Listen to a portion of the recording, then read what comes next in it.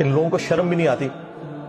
سنن ابی داؤد کے اندر، سنن ابن ماجہ کے اندر حدیث موجود ہے، ایک صحابی نے آ کے نبی علیہ السلام کو سجدہ کیا. آپ نے فرمایا سر اٹھا، یہ کیا کر رہا ہے؟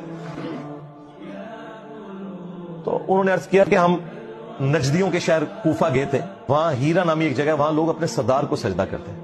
تو آپ تو اللہ کے محبوب ہیں صلی اللہ علیہ وسلم. آپ نے فرمایا جب تم میری قبر سے گزرو گے کیا میری قبر پہ بھی سجدہ کرو گے؟ ان کا نہیں یا رسول اللہ. آپ نے فرمایا پھر مجھے کیوں سجدہ کر رہے ہو؟ اگر میں سجدہ جائز سمجھتا تو بیویوں سے کہتا کہ اپنے خامدوں کو کریں اس حق کے سبب جو اللہ تعالیٰ نے ان کو دیا ہے. بس یہ آخری حصہ یاد رکھا ہوا ہے.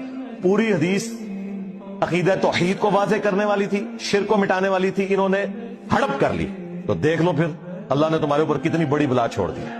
میں نبی سا ہے ہی کوئی نہیں، تیرے بابے تھے شے ہی کوئی نہیں. تو بابوں کے آگے جا کے جھکتا ہے، نبی نے تو اپنے سامنے نہیں جھکنے دیا اس طریقے سے. لے جاؤ اپنے بابے تھو. کہتے بابے تو شاہی کوئی نہیں. بالکل، جب نبی علیہ السلام کسی کو سجدہ نہ کرنے دیں تو تیرے بابے کے شاہد ہیں.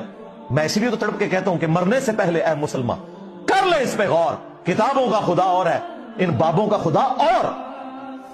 یہ اگر اس شخص کے ماننے والے ہوتے نا جس کی قبر مدینے میں ہے تو یوں سجدے نہ اپنے سامنے کروا رہے ہوتے.